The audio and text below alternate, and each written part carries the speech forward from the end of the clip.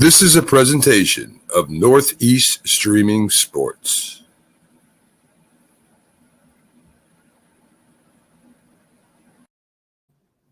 Go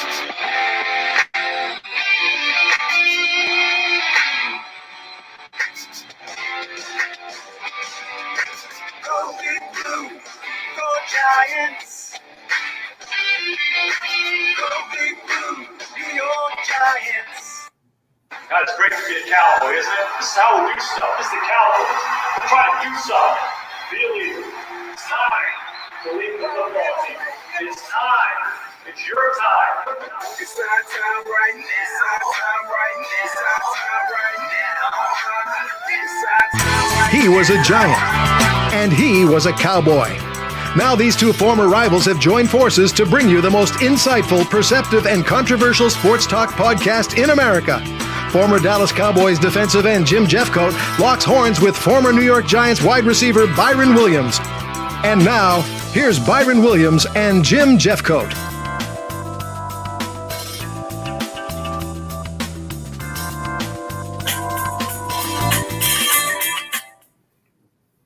Good evening, Byron. It's a pleasure and honor to be here with you this evening. Oh, you the man. You the man, Jim. Man. Well, since you said that, you're right. I am. Man, I got an email today. Yes. They're gonna send the trophies for the fishing trip, for the fishing tournament. Great. They're gonna send it to they're gonna send it over to my house, and she want me to give you your trophy. I'm gonna give Mike his trophy, and of course I got the trophy. So I don't think it works that way. Huh? I don't think it works that way. Well, you can have the trophies because I'm going to have the trip anyway. So who needs? I got the free trip, and I can go out there and do what I want. He sent me the first, the second, and third place trophy. So yeah, guess what? I'm gonna highlight. Guess what trophy I'm gonna highlight on my Facebook. Yeah, you can put all those trophies on there, but we all know the truth. I won. Oh, okay. So that's the truth. I know that makes you feel bad, but it is what it is. Can I ask you one question? Yes. I had the fish on the boat in my hand. I know to see a picture of you holding your fish. Don't have to hold it. I caught it. All right. I took it in the way, and obviously I won. You can make any excuse you want, but I won. I got to come up with the new rules. We got to come up with some rules and guidelines. That's all to that. We got to. Well, let me tell you something. I'm so excited of what happened last week. The draft. The draft Was good. You picked one of them, right? Thibodeau. Oh yeah, I would have picked. Well, if the Giants would have. Well, I'm going to this later, but the Giants, they signed a lot of free agent linemen. So I was thinking that we were going to pick two defensive players. So my best two top defensive players was the one I put on, in the draft. Yeah, you did just say that. You were right on that. I mean, Thibodeau, I think he's going to be a good NFL player. And it's probably in a good place for him. Yeah. Maybe not in the past, but right now, because he's in a media center. He's from L.A., so he's used to being under the spotlight, which is good. Yeah. Being in New York, that won't affect him any. Yeah, should be. Evandale, there was some medical issues that they were concerned about, but I don't know what the medical issues were. But I watched him play, and I thought he was pretty darn good. The Giants did well. Yeah, I know. We definitely excited about Evan. Yeah, Evan Neal, the offensive tackle. Mm-hmm. He gonna come in and immediately help the situation. So no question, they did a good job. So who did you pick for the Cowboys? I picked a offensive lineman that went to New Orleans. Okay. In the first round. Trevor, I want to say he was from Northern Iowa. Oh, yeah, I remember him. For the Cowboys, but they did take one. It was Tyler Smith. And the only reason I didn't pick him is he had like 16 penalties last year. 12 of them were holding. So he kind of like a Connor Williams in some of the ways. Yeah, but they said, I think the reason they picked him, it was a need. He played left tackle, and eventually he'll be their left tackle, but he's going to play. They've already mentioned that he'll play left guard for him. Gotcha. So he is a big guy. He's from North Crowley. He's from North Crowley, which is in North Texas. Yeah. And here in the Dallas-Fort Worth area, yeah. Yeah. And they say he's a talented run blocker. He's got to work on his, obviously, his pass protection skills. What's up, Jason? What's up, Jay? My man, Jason. Hey, the Vikings did okay in the draft. Yeah, they did all right. They did all right. He was mad because they kept trading down, but, Yeah, he didn't like that. No. But that Trevor kid probably was very intelligent. He's supposed to be a real smart kid. So I see why you kind of could pick that guy. Yeah, and they did a good job. But they even were looking at a quarterback to get rid of who? The quarterback. Cousins. Kirk Cousins. Yeah. You say Kirk Cousins is gonna be a dagger for them, huh? He's gonna be. Yeah. Well, that's why you play. That's why you sit up and play the game, because now we're going to see, what happened between now and the start of the season, and how these young players can adjust to the 18-game schedule and the fast pace and the speed of the game. Yeah. And Jason asked the question: Vikings trading within the division rivals. You really don't trade a lot with your division. I don't. They used to didn't do that at all. These teams now, you see more of it this day and time, I guess, because it don't matter. Yeah, this team just trying to get players that they think will fit their philosophy or their style of play. So exactly. But here's the question I have to ask you: is Georgia had 15 players drafted? 15.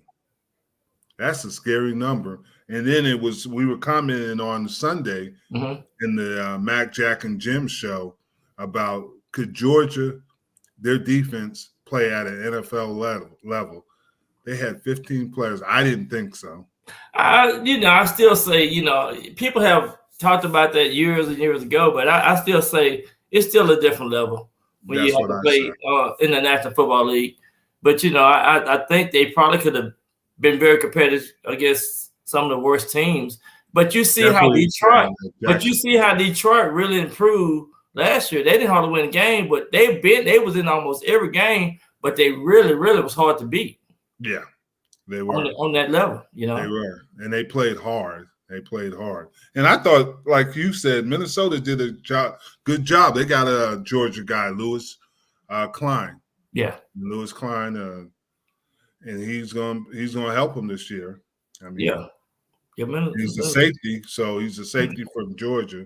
But you got new coaches in 9 teams or so this year, and that's true. They got to make these adjustments. You got to get the chemistry. But you know what? I think a lot of this is so important to me is the OTAs between now and July, between now and August. I agree with you. Yeah, the OTAs. I agree with you 100%. How many guys gonna spend time together between now and the start of the season? I agree with you 100%. But let's get back to the NFC East. Like I said, I picked the right position, but the wrong player. But they did it. And I'm talking about the NFC East. Again, we are Saturday talking about Philadelphia's draft. Obviously, they got the big tackle out of Georgia. Jordan Davis. Yeah, Jordan Davis, which was a good pick. Now, the other kid they got in the 3rd round, N'Kobe, the reason Dean he dropped was there's he has a tear in his shoulder. Okay. And they were wondering if, there were teams concerned about that.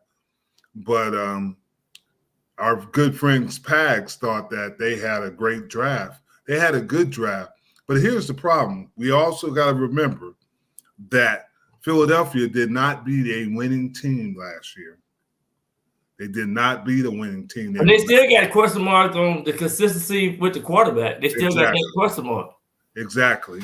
I think the team that's 2 teams that are scary for this year for the Cowboys are going to be Washington. And you say why Wentz is an experienced quarterback. If he can, stay at least a little bit consistent. They went for another defensive player who was shocking. They got defensive players. Yeah. And they're going to need some offensive linemen. But the Giants, because you got Thibodeau coming in, you got Neal, And their schedule is not going to be as hard as, say, the Cowboys and the Eagles. Yeah. They're going to have a better. Their schedule is going to be a little bit softer. Yeah. Yeah, and I don't know if they're going to win the division. Plus, people are complaining about Daniel Jones and not getting his fifth-year option. Yeah. And Saquon Barkley didn't get it either, right? Correct. Right. But Saquon he was excited about Evans. He's really excited. He came out and said, maybe it might change his whole outlook on how to approach the game this year. Exactly. But that's what it should be like to me, is to make these kids compete. Right. And they're going to have to compete or they're going to have to move on. Exactly. That's just the reality of it. Yeah. But, this is shut up or put up for Daniel Jones. No question. And the same thing for Saquon. Yeah, exactly. But also in his defense, he's a year out from having that surgery. So he should be a little bit more healthier.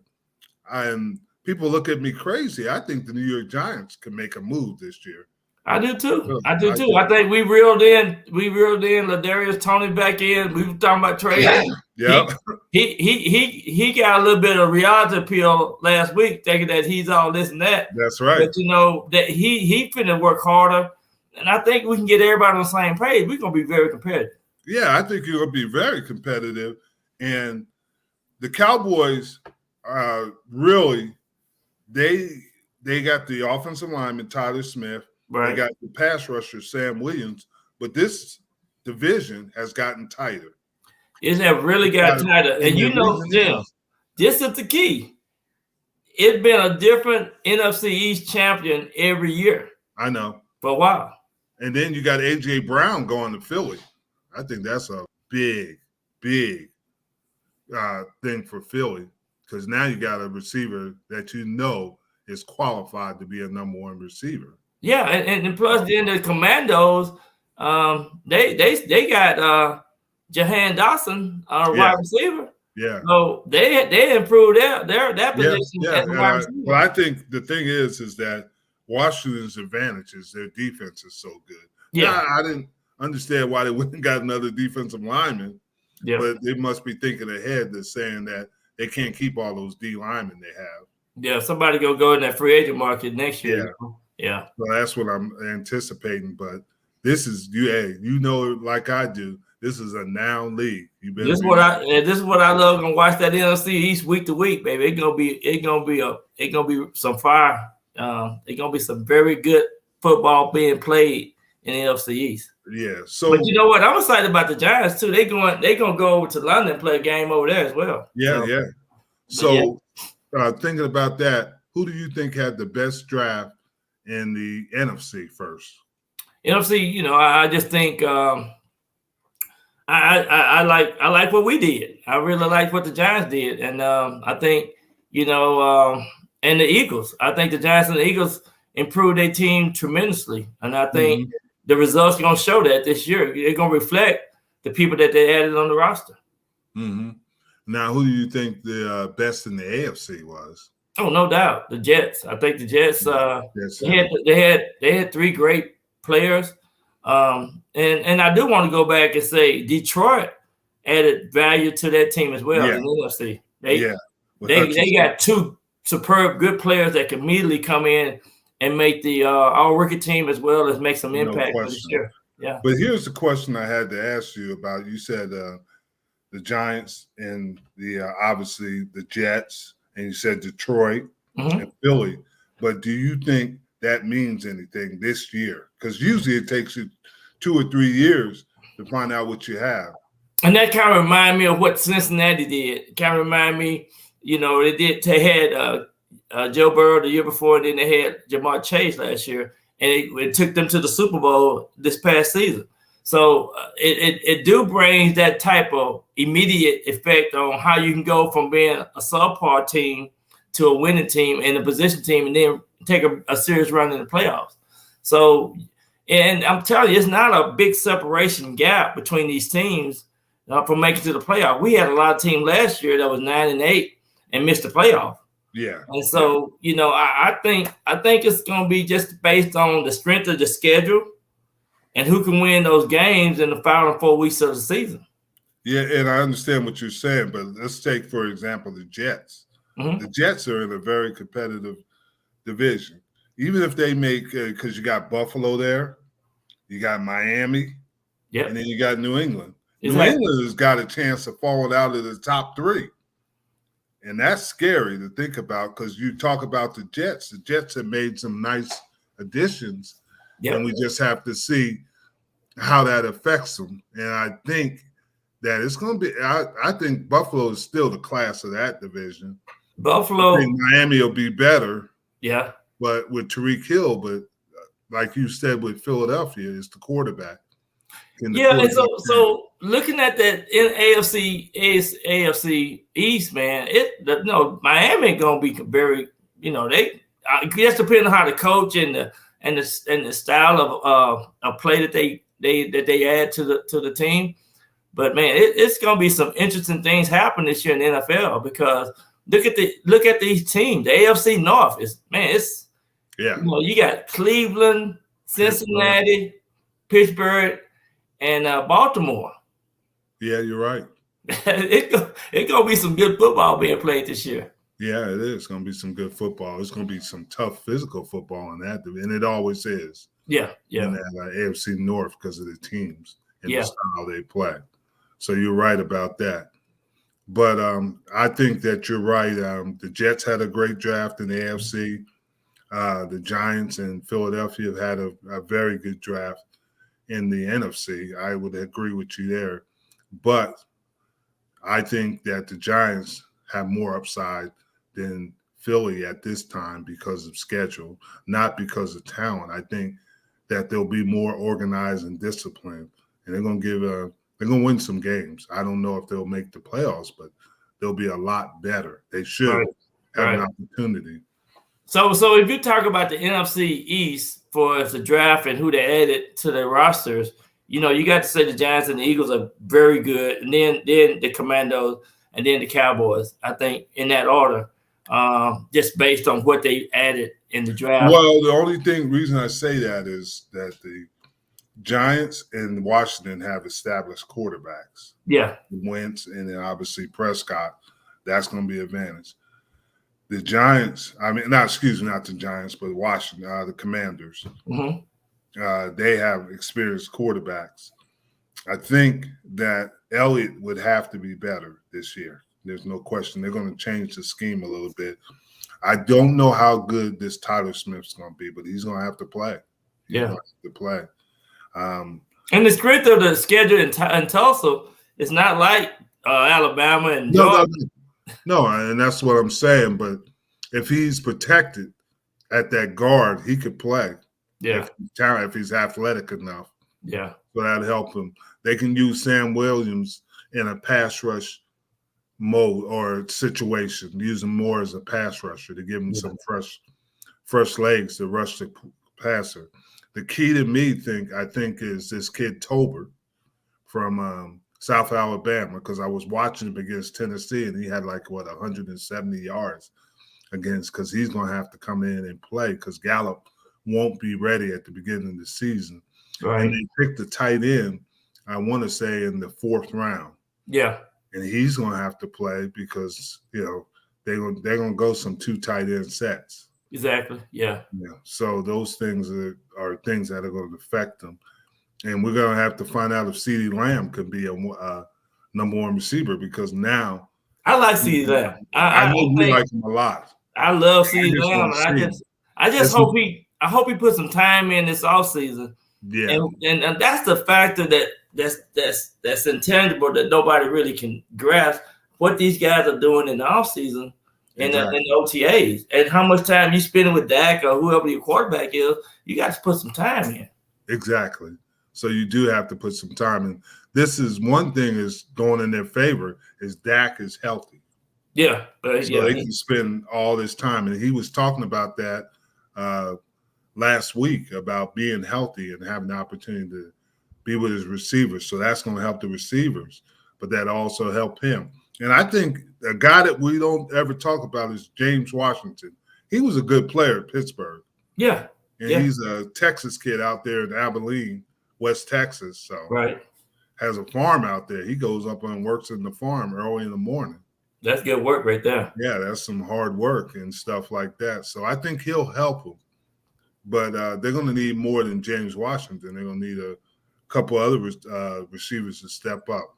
And then obviously they're going to have to get better offensively. But the biggest thing with the Cowboys is discipline. If they can become more disciplined, they'll give themselves an opportunity to win a lot more games.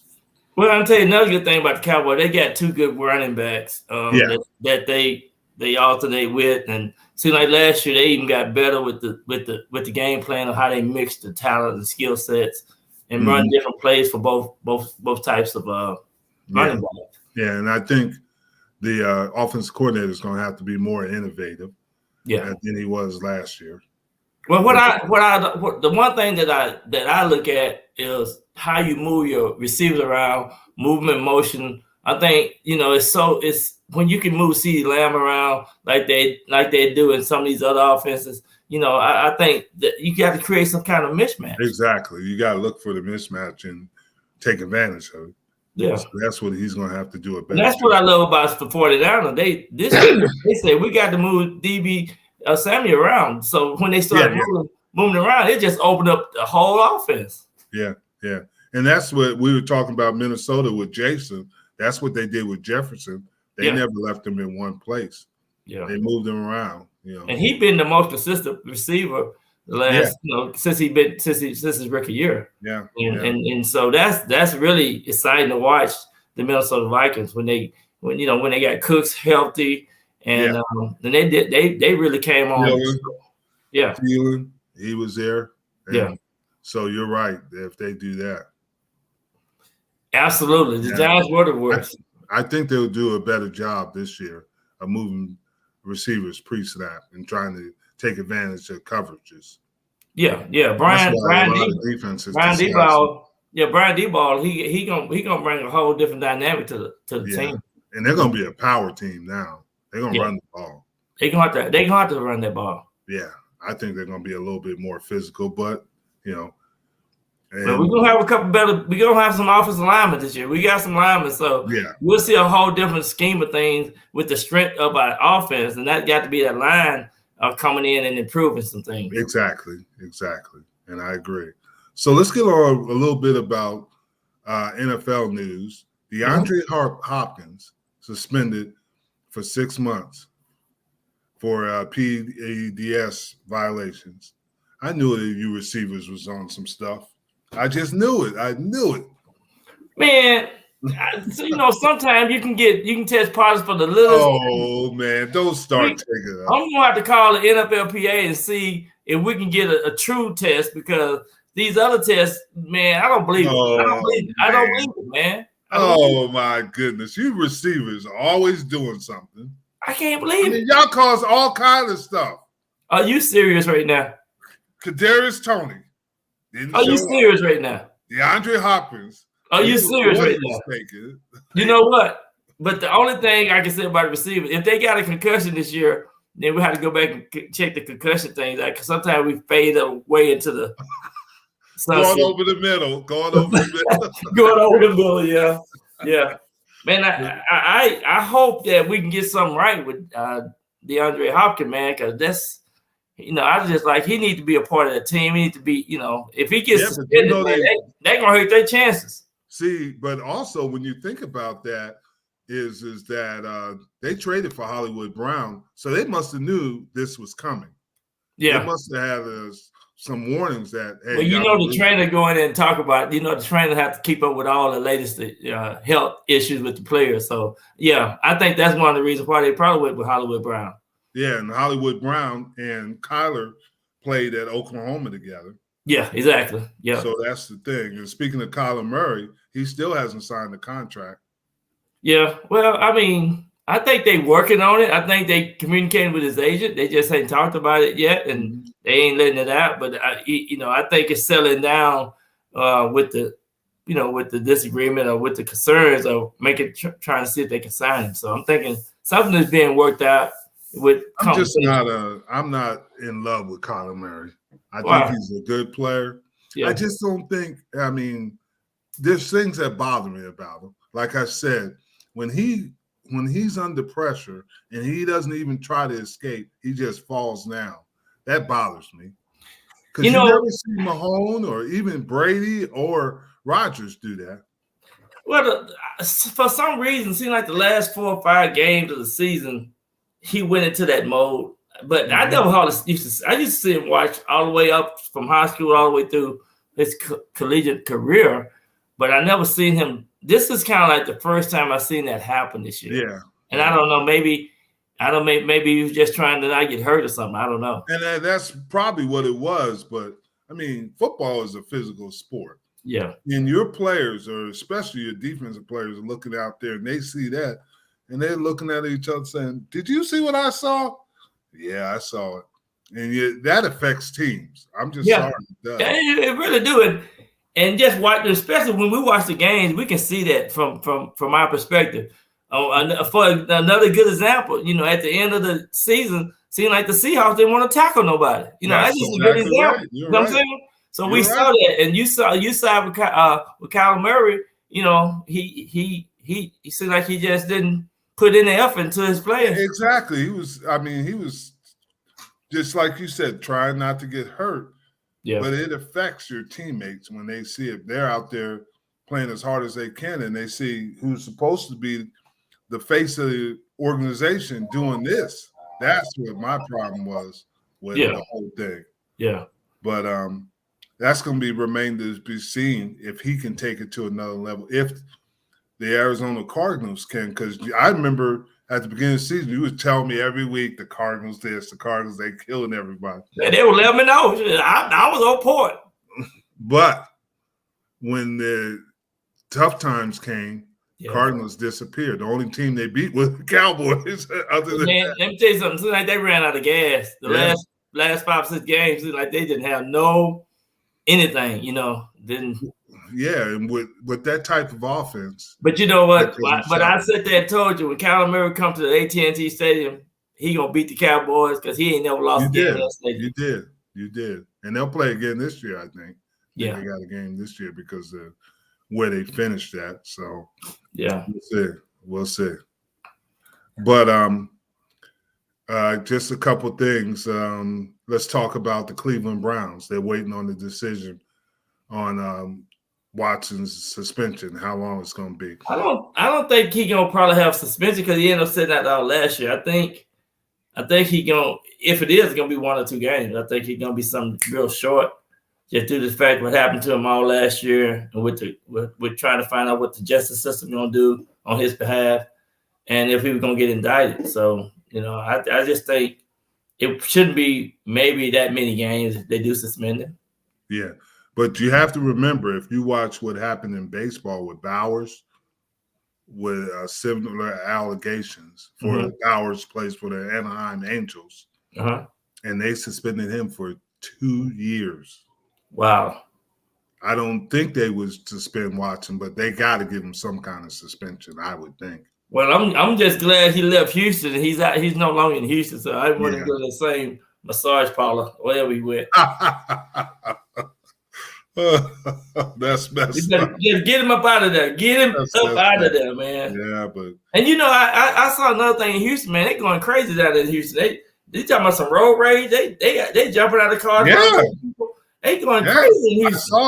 I saw that. It might be a good thing he left Houston, man. I don't know if I'm going down to Houston anytime soon. Yeah, it's getting crazy down there. I mean, you know how big Houston is and how hard the traffic is. They think Dallas. No way. Yeah. But real quick before we finish talking about the Browns, Northeast Streaming Sports and J&B are proud of sponsor Dream Ride Experiences to support children with mental disabilities. So that's going to be big. We're sponsoring that and helping them with it, and we're proud to be sponsors of Dream Ride.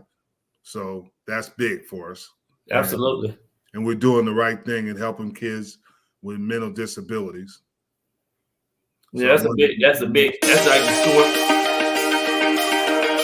The Hometown Foundation is excited to bring back the Dream Ride experience, August 26th to the 28th at Connecticut's Farmington Polo Club. Join us in celebrating the accomplishments of our Dream Riders while enjoying live music, a car and motorcycle show, family fun zone, pet adoptions, canine demonstrations, the Fireman's Chili Cook-Off, and much, much more.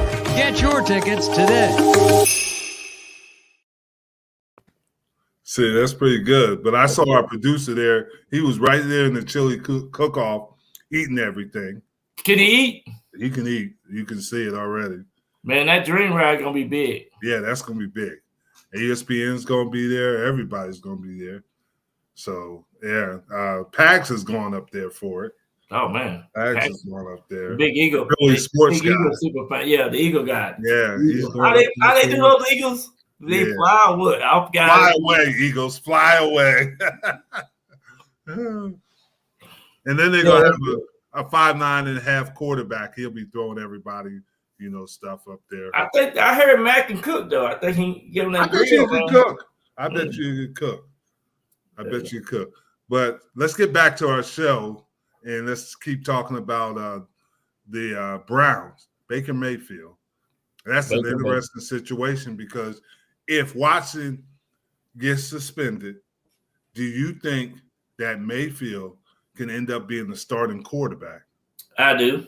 And I think he'll accept the challenge. I think Baker Mayfield is the kind of guy that got a chip on his shoulder, and he want to prove himself over and time again. And I think he's going to do what he needs to do to get back in the thick of things. But here's my question. Didn't they sign the quarterback from Miami, Bristol? Yeah, I think they did sign him. But he's still not a Baker. He's still not a Baker Mayfield. No, and Brissett. But here's my question is. Yeah, Brissett. Brissett. Jacoby Brissett. Right. My question is do you really think Mayfield's going to be right in the right frame of mind? I don't see it happening. I think he's ready to go. I think he's ready. Yeah, that's what I'm saying. To me, I would be ready to go. I think he's that type of player to be ready to go and get out. And he hasn't been in their preseason workouts and off-season workouts. He's in Austin, where he's from, Lake Travis, and he's thinking about where am I going to go next because Cleveland has to pay him if they let him go. Yeah, $18 million. $18 million. Yeah. So he's guaranteed that. He gonna get that.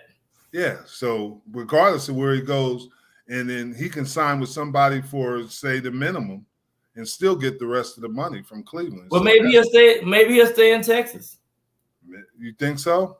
I'm just saying. I think he'll go to the Texans, maybe Dallas, but I'd find it very unusual if he went to the Texans. It was only a couple of teams that needed quarterbacks anyway this year at the conclusion of everything. But, I thought, I still say Texas ain't got no real exciting quarterback. But they like that Davis Mills. They like him a lot. Well, so, I don't know. But I don't know nothing about Davis Mills. I don't think he'll go to Seattle. No, I don't think so. I think you might be right. It might be either Dallas which would be it'd be a good choice for him. Yeah. To go to Dallas or go to the Texans. Yeah. But every year quarterback gonna get hurt. So I still like Jimmy G, and that's the best free agent. That's the best quarterback available in the marketplace. I think so, but they kind of saying they don't have to give him up. Yeah, they want to see what Trey Lance can do, in an extended period of playing time. They want to see that, but this is a situation where if it doesn't work out, Jimmy G can come in and save the day. Yeah, that's so true. I think Jimmy G is the best available open market quarterback if you want to add some value to your team. If you're looking for that position. Yeah. Between Baker Mayfield and Jimmy G, those are two that's got a big question mark on them right now. Where they going? Yeah, but Jimmy G's situation and how he's handling it is better than I think Mayfield handled his situation. Absolutely. That's got to be frustrating to Jimmy G because they were they lost to the Rams. Yeah. And in the second round of the playoffs. Yeah. And I thought he took him there and he was okay. I mean, but he's not a bad quarterback. Like you said, I take Jimmy G. Yeah. I think he's the top guy.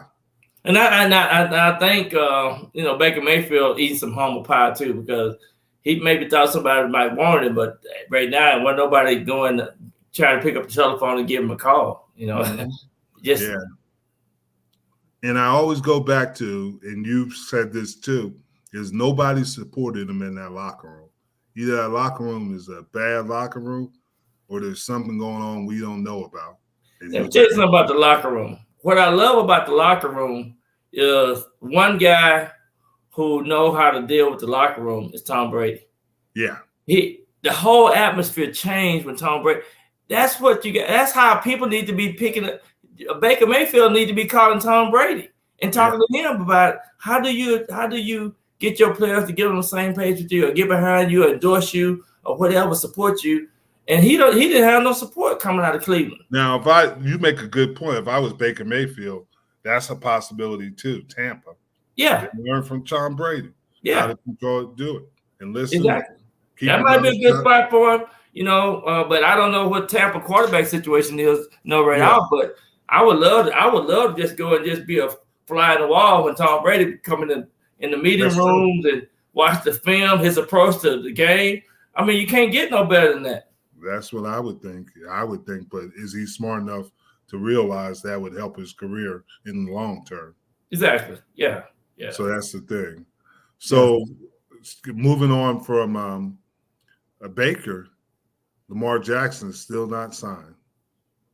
Lamar Jackson, I guess he's still trying to work on he's his own agent. He's doing his own contract. And I didn't know that. Yeah, he don't have an agent. Okay. Yeah, he's supposed to be negotiating his own contract, but I don't know how far they talk. How far they're talking about. That's not good. That's not. Yeah, because that puts a lot more. You need to stay focused on football, and it's you can negotiate your agent deals and what contract and agreement fees and all that type of stuff. But yeah, he worked on his own. He worked on his own. I wasn't aware of that. Yeah. Yeah. Oh, his mom is representing him. Yeah, I think him and his mom is doing it. Yeah, exactly. It's an in-house type deal. Yeah, but here's my thing, and I like Lamar Jackson. Don't get me wrong. I think he's exciting, but we've seen this happen with guys like Lamar Jackson, and they don't last long. And if you go a long term with a guy like that, and you look through history of the NFL, and you can say what you want, those kind of quarterbacks they're like running backs. They have shorter careers. And that's just the reality of it. Yeah. So do you give him a long-term, a 5 or 6 year contract knowing what he is? Patrick Mahomes had to change his style, but Patrick Mahomes was a better passer, obviously, than Jackson. But I'm just being honest. Those quarterbacks are hard to last for an extended period of time. Yeah. When they get close to that 30 mark, you got to change your style of play. And you can't keep running. Them guys, they out there to hurt you. And they, how it is, Jim. But the same thing. And one of the greatest quarterbacks of that was Michael Vick. But he suffered the injury. Yep. I mean, RG3. Yep. RG3, he didn't last no time. And I keep telling people the one that didn't was Randall Cunningham. He lasted an extent. And McNabb was, for the most part, lasted a long time, but he learned to play the position. Yeah. And that's it. And you utilize their talents, but you got to teach them how to play quarterback, because that's what they are, and you don't want them to take all those hits. Yeah. You got to have, he got a great tight end, Andrews, but you got to get some receivers. You got to get some studs out there. You got to get some. Yeah. I call them bookends. You got to have the bookends where they guys can run deep, run these precise routes. Run across the middle. We talk about that, but and that's what I love about Russell Wilson. He had his receivers run open. They run open. He throw to spots, and he put that dynamic arrow on that ball, and come that type of style of play is what they need to look at. They got to do a better job with some personnel changes You're or right. either making some better route moves on the offensive terminologies. You're exactly right. And let's segue to the next part is that give me your thoughts on Deebo Samuels and the situation at 49ers? San Francisco. Yes. Well, I'm excited about him trying to get ready to get paid for what he brings to the table. You know, what he did this year changed the dynamic. I mean, he almost took the team. You know, he's 70% of the offense itself basically in the playoffs, and they found out that he could do other things besides just catching balls. You know, he can run reverses and do some things. But you know, it's all about timing in the NFL. And if I never criticize a man that want to make more money, and I think the timing of it is. But I think I would pull the management team and general manager at 49ers and say, "Hey, are you serious about having me a part of this team in the future, or being a part of this team?" But it's interesting when you say these things. They're saying, and there's even his brother saying, this is not about money. He just doesn't want to live in California. He wants to go back to the East. The Detroit Lions made an offer during the draft for Deebo and the New York Jets. That's not the East. Yeah, and that's what I'm saying. The Jets are, but I'm just telling you. But Detroit, they both made an offer for him, and the 49ers didn't like their offers. Yeah. But he's saying, too, that people don't understand it's not about how much money he's making. He just doesn't want to live in California. But I also think that if he goes to Detroit, it's going to be less taxes than as opposed to the Giants. I mean, not Giants, excuse me, the Jets. Yeah. In New Jersey. Right. And he'll have less taxes in Michigan. But let me ask you a question. Yeah. If they lose him, don't you think that really hurt their chances of getting to the yeah, Super Bowl? no question. Yeah, so I would try to make him happy. Oh yeah, but if the kid doesn't want to live in California, and he only has to live there for a couple months, and I agree with you, but they're saying he doesn't like California. Yeah, okay, I didn't know that. Yeah, and that's the issue with it is not money, but he just doesn't like that. I guess that California vibe. Yeah, and you pay some taxes out there. Yeah, because if he did get a contract like Tyreek Hill, I mean, 50% is going to the state of California. Yeah. And so he really is not getting that. Right. A little bit of the issues that are going on with him. And somebody's he's on contract. And he has to play. Well, he doesn't have to play; he just sits out. And you know how that goes. If he, but you know what, they gonna negotiate the contract. If he sits out, they gonna figure a way to get him to the table. Yeah, but here's the thing: when he does sign the contract, they'll forgive all that stuff. You know it as well as I do. They ain't gonna hold it against him. They're just gonna be happy to have him. Oh yeah. And he could stay out until the first day of the regular season. He just doesn't get any, which you don't make a lot of money in preseason anyway. Yeah, it's just a waste of time preseason. Yeah. Jack said they don't need to have no preseason games. Yeah. You got to have some preseason. You know, you got to warm up a little bit. Yeah, and I think that's a little bit of issues. Yeah, the players today, they don't do the manual stuff. Yeah, getting their bodies prepared for all the punishment they're going to take. Exactly. And you mentioned the next player that we want to talk about is Metcalf. Yeah. I think he want to leave Seattle. Well, see, it's different because he said today that he thinks they're going to work it out. And that's it. And Pete Carroll also said that they don't want him to leave. And Metcalf specifically said that.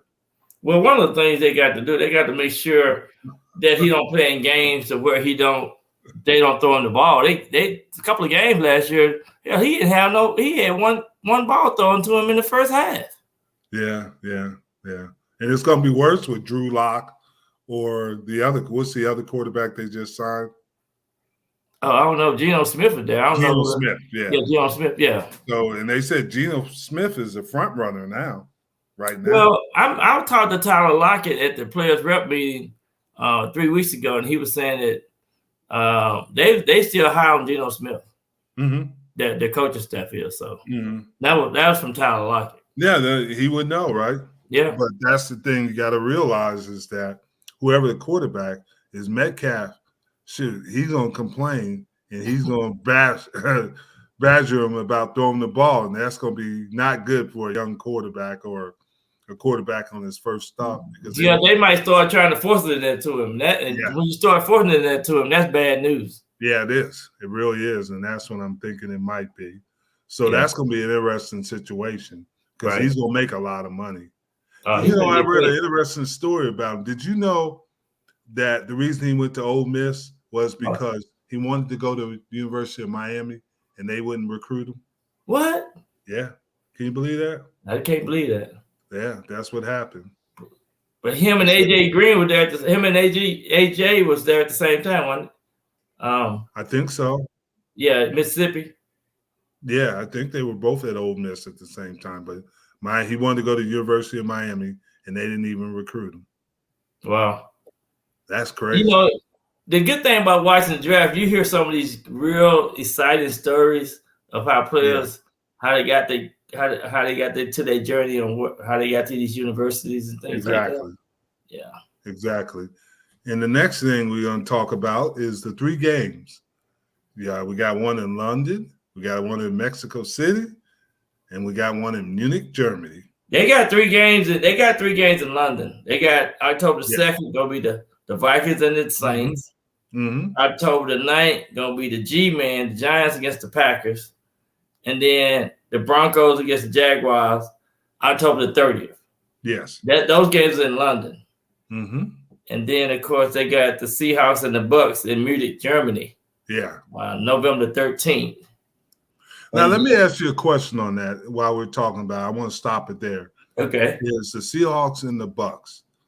I was thinking about this. Seattle is on the West Coast, and I know they're going to fly over the North Pole to get there. Right. And fly down. Right. But don't you think that's a long trip for Seattle?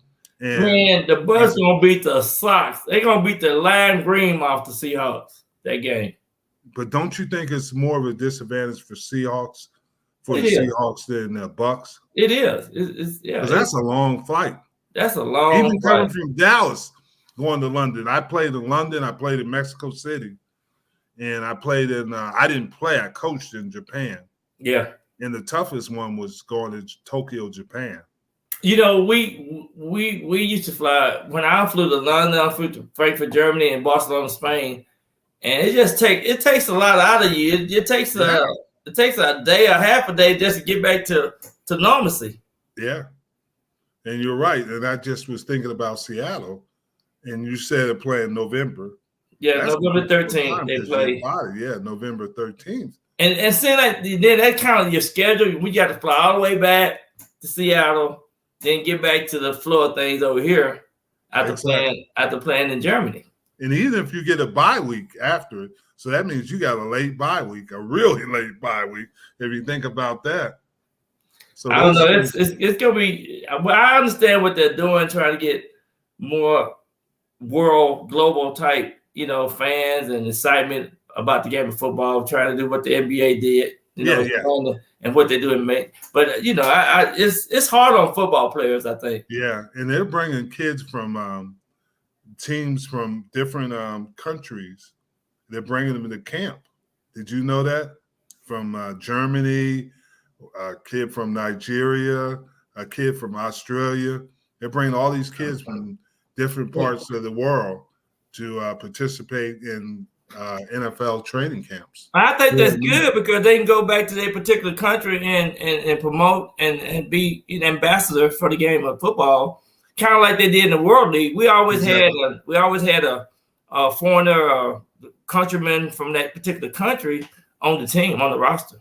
Yeah. So I think eventually what they're going to do, in my opinion, is they're going to have a game in Australia. Sydney or Brisbane, something like that. I think they're going to start trying to, and it makes sense going national.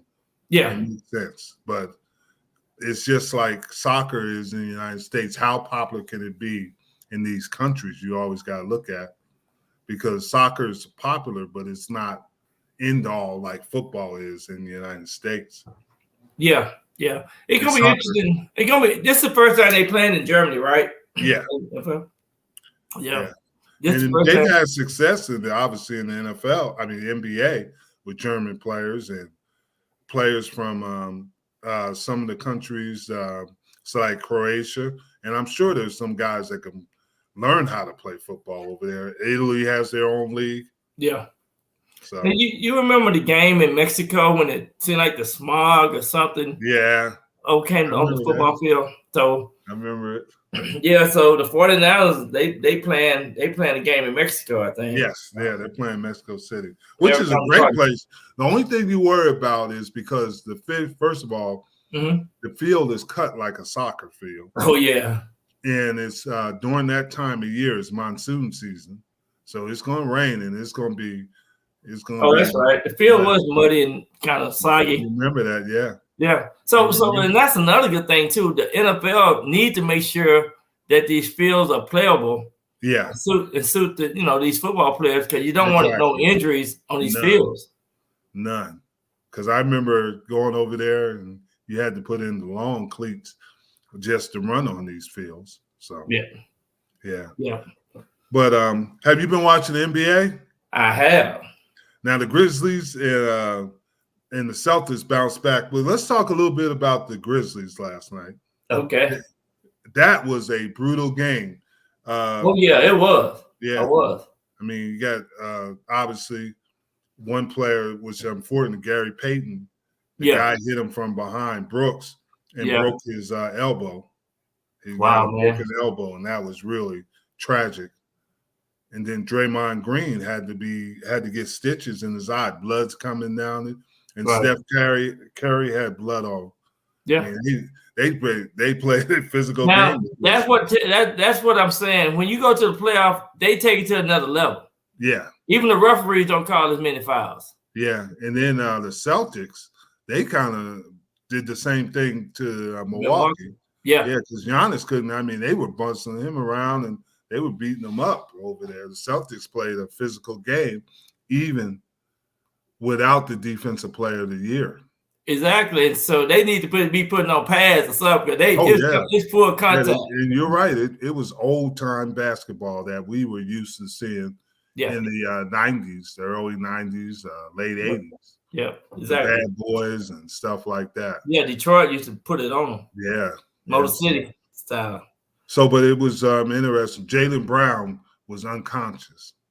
Yeah. First, I think he had 23 points, 25 points in the first half. Yeah. And then Tatum was good. They held Giannis to 28 points. Yeah. And I didn't think Giannis got a lot of help. He did. Seemed like he was playing by himself. Yeah, it did. And he was missing. He wasn't on. Yeah. Because of the way they were defending him. There, he ran into, I can't remember his first name, Williams, and he bounced off of him, and they didn't even call a foul or a charge or anything. Man, I said, the referees don't have a whistle tonight. Yeah. And then this, like I said, this was all without Marcus Smart. Yeah. Yeah. And I think, and then I started thinking about it. Wait a minute. The Celtics have home field advantage. Yep. And they have home court. I keep calling it home field. Yeah. Player, but they have home court advantage. Right. And they're playing it now. But as right now, the Bucks have the advantage because they won one in Boston. Yeah, they won that first game. Exactly. Yeah, so it's going to be interesting to how the Bucks bounce back the next game, because that's going to be either they're going to get bullied, and this is the only game that the Celtics has lost in the playoffs. The first game was the only one. Yeah, yeah. So I got to give their head coach, he's doing a good job of getting them motivated and playing.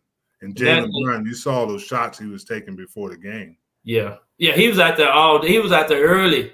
Yeah, he went in early to make sure his mindset was right. Exactly. And got prepared for that game. It reflected during the game. Yeah. Who do you think is the best player in the NBA playoffs now? Morant. I said child's truth. Did you see that? Man, 47 points.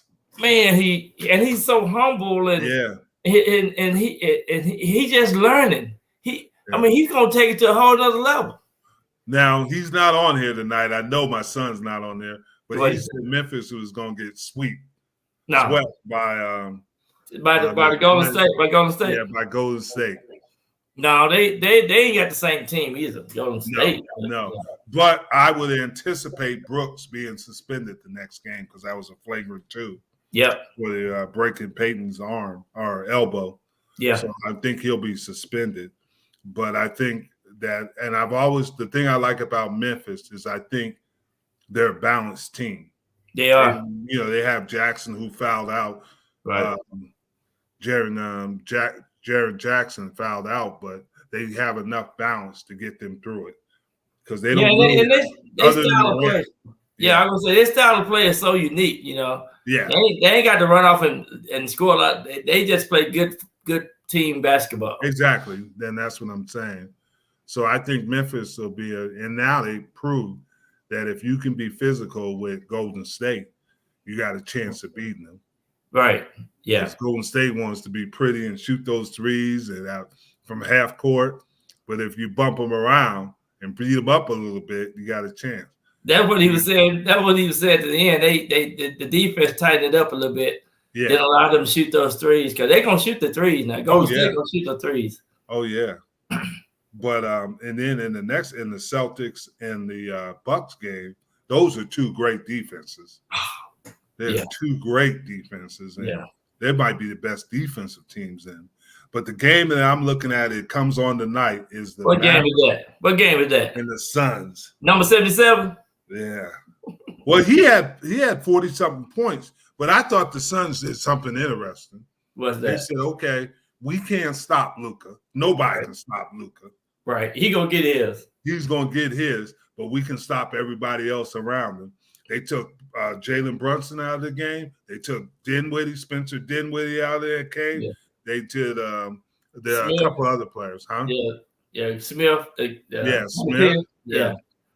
And Finney Smith. Yeah. Yeah, Finney Smith. Yeah. And then they took the guy that shoots all those threes. They just shut everybody else down and said, Luka, go ahead. Yeah. Get your 47 points. But interesting, I looked at the stats of their games. They didn't beat the Suns this year. They sure did. That's right. They sure did. Yeah. And then I saw that Luka was scoring in the 30s and 40s in those games, but nobody else could score. Yeah, they got the same game plan. Yeah. No, they had the same game plan the first game. That's what they did, is they figured that we can't stop Luka, but we can stop everybody else. I was going to say that this is going to be a true test for Dallas, for the Mavericks tonight. Yeah, it is. It is. Because everybody's even up the series. Can Dallas do it? We're going to see, can they do it? Yep. So we'll see. We will see. And Philly and Miami are playing right now, but we're in that 2-minute warning. But 2 minutes? Yeah. And Philly's up. Miami's up right now. So Miami gonna be hard to beat. 66. Yeah, Miami is gonna be hard. Yeah, with their main guy, but the Sixers, Yeah, Joel Embiid. Yeah. He's out, and I think you're right. Yeah. And Sixers are a little bit. I'm not a big Doc Rivers as a coach. I think he's a player, but as a coach, he's he's Jason Kidd's done a nice job as a coach. His son playing good. Yeah. What about those Yankees, man? What you like? What you like about that? I'm a huge Yankees fan. You look like a Yankee. I'm a huge Yankee. I know. Straight win. I couldn't wait to see how you gonna look at that big spot, that big smile. I said the Yankees, man. That just like Judge. You see that home run last night? Oh man, that Judge. Yep. Man, I thought that was good though. One of the fans gave the baseball to the young fan, man. He's a big Yankee fan too, man. That just made his day. Yep. Yeah. I made his night. And I have to admit that I've always been there. It's that time. Little V sign, victory sign. V. We're going to have a dancing contest. We are.